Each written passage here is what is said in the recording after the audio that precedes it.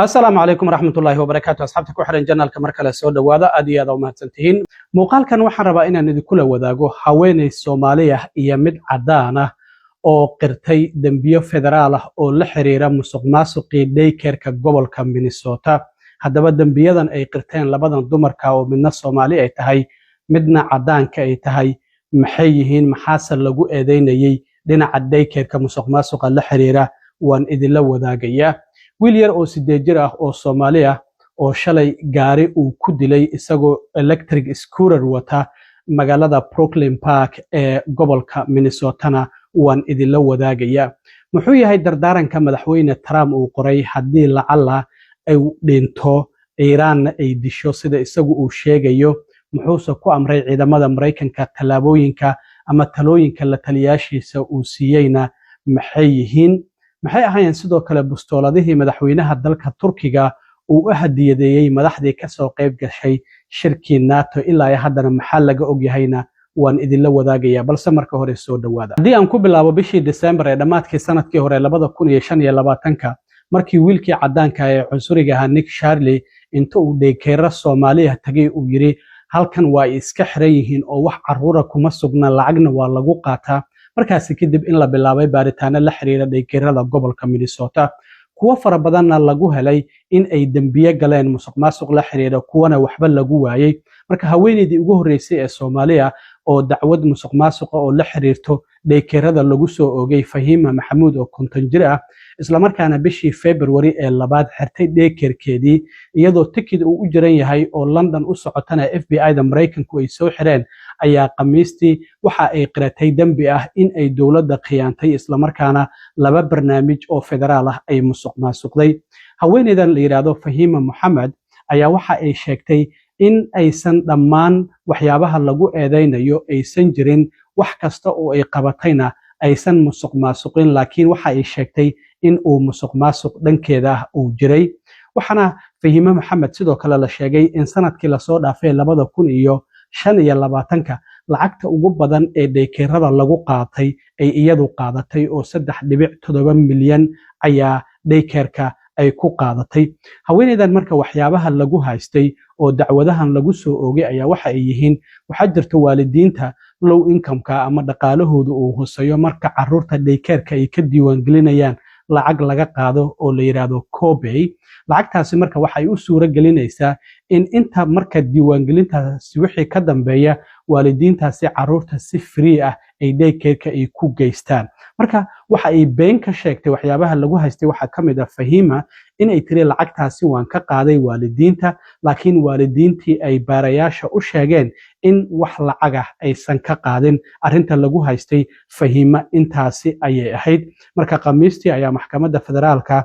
ay Fahima timid iyada iyo waliba qareenkeeda waxana ay ku doodayeen inay hayaan rasiidyo cadeynaya in dheekeerkeeda oo la yiraahdo Future Leaders Early Learning Center in caruur ay ka diiwaan gashanayeen arintaas iyada lagu mahaysto laakiin waxa lagu haystay waxay tahay beenta ay dawladda u sheegtay si lacagtaasi ay dawladda ay uga hesho oo dheekeerkeeda ay ugu qaadato marka waxa ay qiratay inay dawladda khiyaantay isla markaana musuqmaasuqaasi ay sameysay waxana lacagta ay heshay lagu sheegay 4.63 milyan lacag gaaraysa ama 4.6 milyan lacag ka badan ayay heshay oo ay dheekeerka ay ku qaadatay Fahima sidoo kale waxyaabaha lagu haystay waxa kamid ah inay ku lug lahayd kiiskii Feeding Our Future oo ay sheegtay in ilaa iyo 60,000 oo cunto ah ay bixinaysay isla markaana bil kasta ee caruurta dheekeerkeeda ay siinaysay marka waxa ay ku qaadatay lacag gaaraysa ilaa iyo 850,000 oo dollar bishii July ee sanadkii 2021 lacagtaasi waxa la yiri marka real estate ama guryo ayay ku iibsatay meesha ay ka iibsatay walow aan la sheegin marka waxa jirtay sidoo kale company kale oo dhinaca autism-ka caruurta la xanuunsan qaba ayay lahayd oo la yiraahdo Minneapolis Autism Center isagana waxa uga soo xarootay lacag 3.1 milyan oo dollar ah marka waxa la leeyahay lacagahaasi heshay qaarkood xarunteeda autism-ka ayay gelinaysay sidaas darteed marka Fahima xilliga la xukumayo wali lama shaacin laakiin garsooruhu waxa uu ku xukumi karaa 2 sano ilaa iyo 7 sano inta u dhaxaysa laakiin dacwad oogayaashu waxa ay dalbanayaan 37 bilood ilaa iyo 47 bilood in lagu xukumo oo 3 ilaa iyo 5 sano xabsi u dhaxeeya. Dowladana waxay u soo celinaysaa lacag ka badan 5.5 milyan ayaa fahimay inay dowladda ay u soo celisay ay tahay. Waxaa sidoo kale jirta haweeney cadaan ah oo iyadana la yiraahdo Eileen Martinez oo 3 daycare lahayd in iyaduna Khamiistii ay dambigeeda qiratay. Waxaa lagu eedeynayaa haweeneydan in ay qaadatay lacag gaaraysa $426,000 bishii May ee sanadkii 2025. 3 daycare ayaa waxa ay ku kala lahayd deegaanada gobolka Minnesota oo kala ah Carson, Minnesota, Rochester iyo weliba Ramsey. Laakiin iyadana waxyaabaha lagu haysto waxaa ka mid ah in ay sheeganaysay in 23 macallimiin ay daycare-deeda ay joogaan iyadoo arrintaasi aysan jirin. Laakiin 11 qof oo ka shaqaynaysayna lacagaha waa ay kordhisay ay qaadanayeen. Macnaha lacag aysan iyagu qaadanayn ayay dowladda ku jaaj garaysay. Sidaas darteed ayaa iyaduna qiratay inay musuqmaasuqaasi samaysay. Iyadana inta lagu xukumi karo waa 21 bilood ilaa iyo 27 bilood oo adigu 2 sano ilaa iyo 3 sano inta u dhaxaysa ayaa lagu xukumi karaa. Laakiin arrinta la yaab kale ayaa waxay tahay markii plea agreement-ga ay qaadanayso qofku markuu doonayo dambigiisa inuu qirto, dacwadoogayaasha dhinaca dowladda federaalka ka socda iyo qareenkeeda ayaa wada hadlaya. Marka hore qofka iyo qareenkiisa ayaa wax ku soo heshiinaya, qareenku markaasi kadibna waxa uu la tagayaa dacwadoogayaasha. Marka waxyaabaha ay dowladdu ogolaatay waxa ka mid ah in haddii dacwado kale oo federaal oo hadda ku socda haweeneydan cadaanka oo la yiraahdo Eileen Martinez in aan wax dacwadaha oo federaal ah oo kale aan lagu soo oogi karin. Haweeneydan xitaa haweeneyda ugu quruxda badan Mareykanka ayaa waxay u tartartay sanadkii 2001 markii ay ku soo guuleysatay haweeneyda ugu quruxda badan gobolka North Dakota. Marka iyaduna hadda dambigeeda ay qiratay xilliga la xukumayana sidoo kale wali lama shaacin. Labadaasi arrin haddii intaasi aan ka gudbo, dhinaca kale magaalada Brooklyn Park ayaa shalay waxaa gaari uu ku dilay wiil yar oo la yiraahdo Mucaad Maxamed oo 8 jir ah. Wiilkan labadii duhurnimo oo shalay ayaa iskuuriska baashan labada lugood leh oo electriga oo korontada ku shaqeysa ayaa isagoo wadada aan ku socdo isla markaana ku wata gurigana u sii socda ayaa gaari pickup truck oo trailer uu ku xiriirsan yahay uu ku dhacay. Wiilkaasi dhaawac ayaa soo gaaray markii dambana waa uu u geeriyooday. Sidoo kale darawalkii ku dhuftay gaarigaasi meesha uu shilku ka dhacayna waa Candlewood Drive iyo sidoo kale Brunswick Avenue North oo ku taala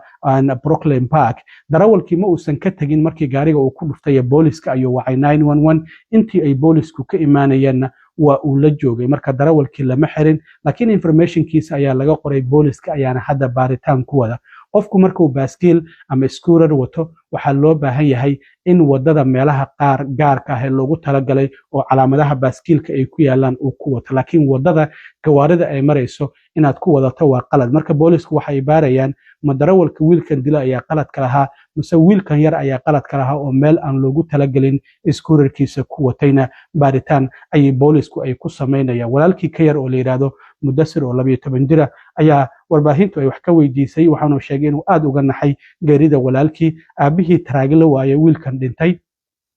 isagoo 90 mayl jira kulay halka uu maraya lama sheegina ayaa xaaskiisa ay u sheegtay wiilkoodii in gaari uu ku dhacay isla markaana uu geeriyooday. Marka darawalkii wiilkan dilay maadaama uu la joogay oo uusan meesha ka cararin markii wiilkan uu ku dhacay booliskana uu wacay intii ay boolisku ka imaanayeen uu la joogay isaga lama xirin. Informationkiisa ayaa laga qoray waana la sii daayay. Booliskuna hadda baaritaan ayay wadaan. waan arki doonaa qaladka cidda yeelata ma wiilka yar ayaa qaladka dusha laga saari doonaa mase darawalka ayaa qaladka dusha laga saari doonaa. arrintaasina waynu arki doonaa. waxaa shalay soo baxday in madaxweyne Trump uu dardaarmay. waxaan ognahay shirkii isbahaysiga NATO madaxweyne Trump diyaaradii cusbeed oo qadar siisay markii uu ku tagay waa kii diyaaradda intuu Ingiriiska u diray tii hore la soo kiciyay ay ka qaaday Turkiga Ingiriiska ay geysay midii cusbeedna Ingiriiska uu ka soo raacay. waxaa dib laga ogaaday ciidamada ilaaliya madaxweynaha Secret Service ay yiraahdeen madaxweyne maadaama Trump intii uu maqnaa dagaalka Iran iyo Mareykanka uu dib u qarxay ma kugu haboona in diyaaradan cusub aad raacto si oo loo arkayo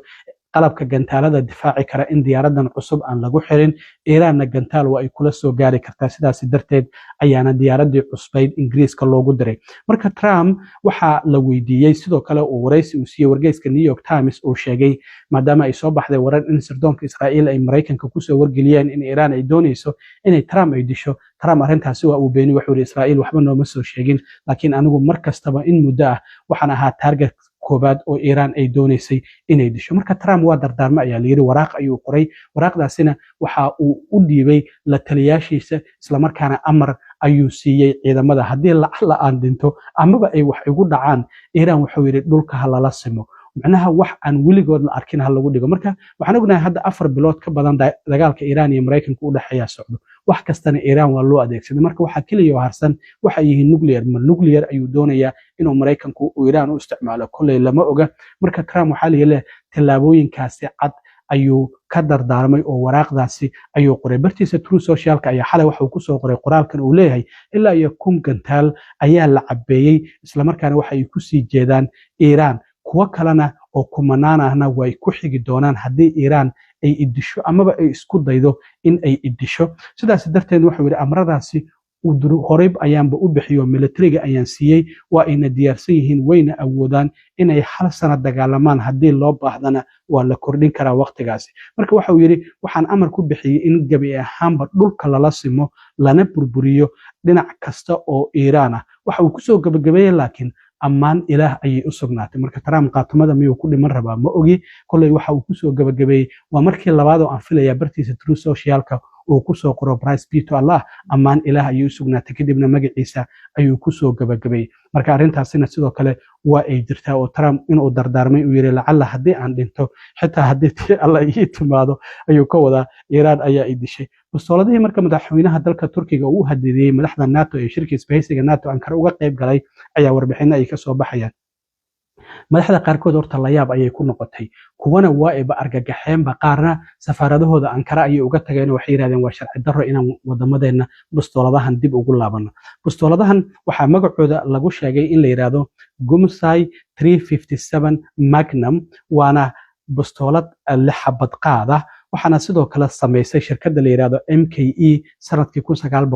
1990. marka qoraal waxaa loo raaciyey afka Turkiga ku qoran iyo weliba English marka madaxda loo hadiyadaynayay, waxaana sidoo kale ku sawiran calanka Turkiga iyo loogada wadanka isbahaysiga NATO aan iraade. waa bastoolad gacmeed oo ah tii ugu horeysay oo dalka Turkiga ay sameeyaan. marka waxa uu tusayay madaxweynaha Turkiga in ay hub samaysan karaan, kulay ilaa hadda ujeedada uu ka lahaa lama ogo. English iyo af Turki ayaana qoraalka ku dhex jiray hadiyadaasi